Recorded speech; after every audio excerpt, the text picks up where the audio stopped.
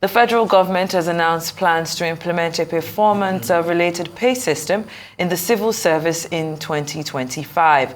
The head of the Civil Service of the Federation, Dr. Folashade Yemieson, made the announcement on Tuesday during a briefing for journalists on the activities of the 2023 Civil Service Week. Yemieson said that the new system would be based on the performance of individual workers as measured against pre-agreed objectives. She added that the promotion in the civil service would also be based on performance and that the Office of the Head of Civil Service of the Federation is planning to professionalize human resource management in the federal service by 2024. She also said that the office had successfully attended to all training requests from MDAs and that over 16,000 officers have been trained at the core MDA level in 2022.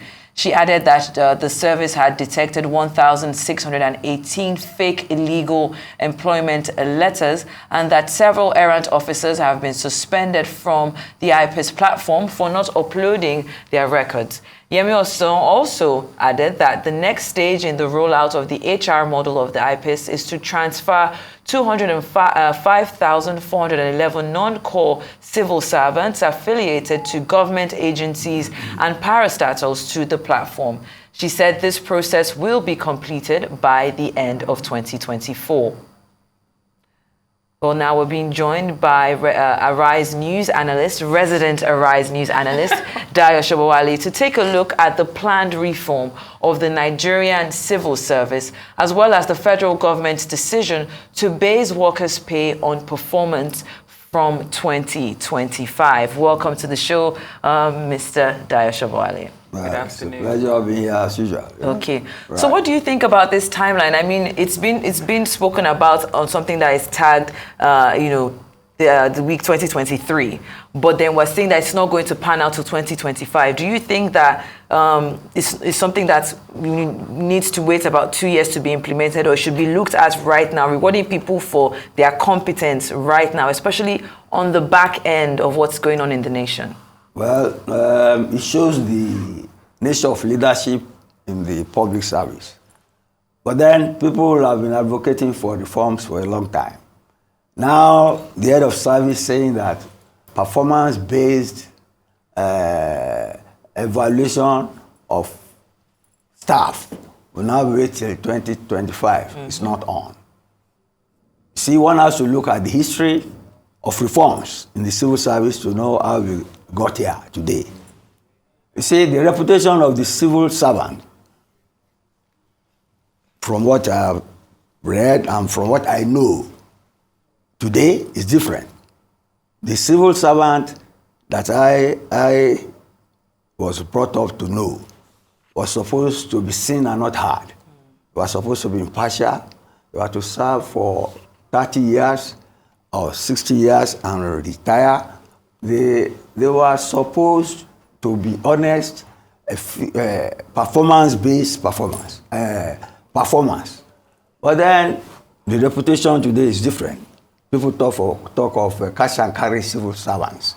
Civil servants who are on level this and that you know, but who have property all over the place, who are richer than even bankers and those in the oil industry.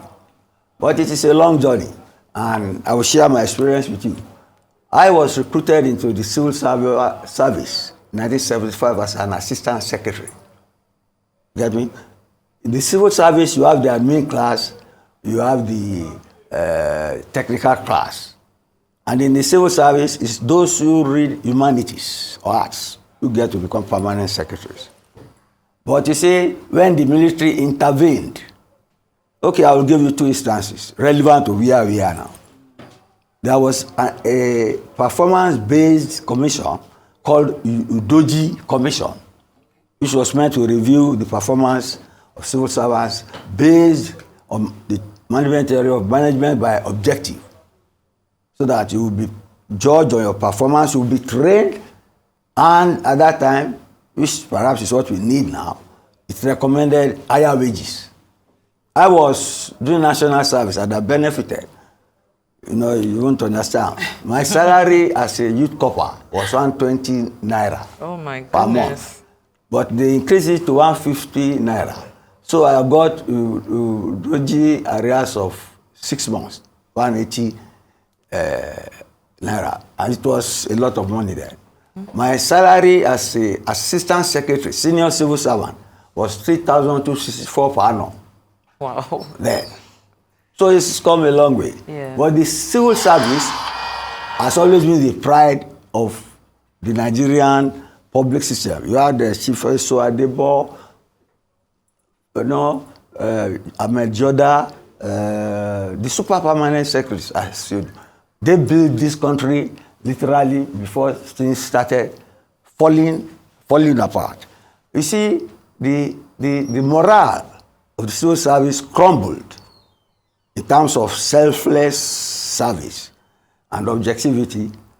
When after, you see, I mentioned the Doji something, that was 74, that was during Gawan's era. But then, the Murtala Mohammed coup came in. You get me? And they retired about 10,000 civil servants like that. Cleared it out because without compensation or retirement, because they have served long. At that time, the long service used to be the jewel in the crown of the civil service. But they finished that. I can still recall, I was an assistant secretary in an establishment there. Murtala Mohammed going on the air, sacking people almost every day. We said this government will not tolerate indiscipline. This administration will not condone abuse of office. That was that. And he died, Obasanjo continued. That was how the civil service was ruined. When they got into power, you see, normally it's those in the middle class that become permanent secretary, but they are trained, they still do it in England. You see, because I did at Ife, I was supposed to be a civil servant, but I didn't stay long there. You get me? They still do it in Oxford. Politics, philosophy, economics. I did government, the version of it at Ife. But I didn't stay long because I have no regrets because it gave me such a versatile background that I don't even know what I am now in terms of training and evolution. But you see, the civil service was supposed to be the bedrock of our economic development. You get me? To advise government ministers to make laws, to help us get revenue, to make budget. We had 5-year rolling plans. But all these were interjected and disposed of by military intervention over time. Yeah. And now, the same military in Agbada now will come around to condemn Nigeria that we never had plans for.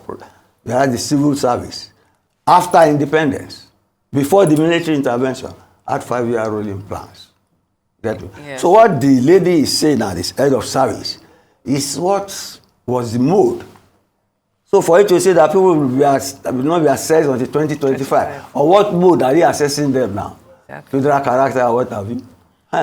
Well, in terms of what's being done at the moment, yes, based on the present challenges confronting the workers, are you content with the pace which the committee is moving in recommending minimum wage revision for workers, providing buses for them as well, in order to douse the pressure that's been brought up by...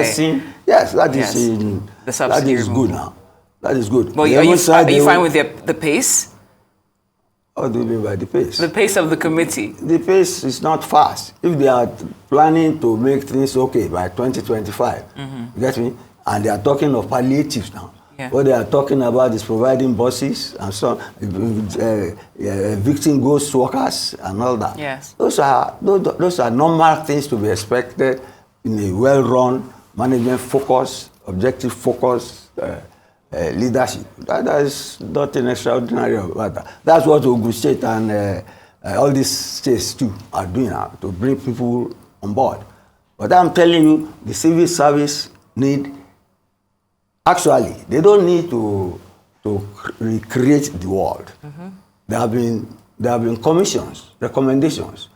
Okay, there was the recommendation on elevation, streamlining government parastatals and agencies on poverty elevation. There are about 14 agencies involved in poverty elevation. You know, we are in the middle of poverty elevation now. You get me? There was a Joda report. Joda was a super permanent secretary in 1999 at the beginning of the Obasanjo regime. It's there. has not been implemented. There was a Rossonye salary vote and performance report, almost like the Udoji one. It's there. It's not been something. Then there was a national conference under Jonathan, which met for a long time, focused on restructuring Nigeria, reforming civil service, and our entire economic development. Those have not been done. So the Tinubu administration now does not need to go down to brass tacks to know what to do. You can just borrow a leaf from this report, which are, they are gathering dust. Yes. Oh, when we talk about implementation, though, I mean, we could see the HO was talking about the fact that they had successfully trained 16,000 officers at core MDA level in 2022. So we're looking at that as one of the things that they've actually been able to achieve. Yes. And also the transfer of over 200,000 core civil servants affiliated to government agencies and parastatals to the new platform. We're looking at that as key. Digitalization of their processes. So looking at those as the key indices of successes that they've made so far. What are your thoughts on that? She is not claiming success. She's claiming that they have digitalized. It's like saying you have computerized your staff roster or your staff register. You get me? So that there will be no allowance for ghost workers or those who should not be there. Like the 1,618 fake, illegal employment letters they found. But digitalization is garbage in, garbage out. Depends on how thorough and honest definitely they are with the input.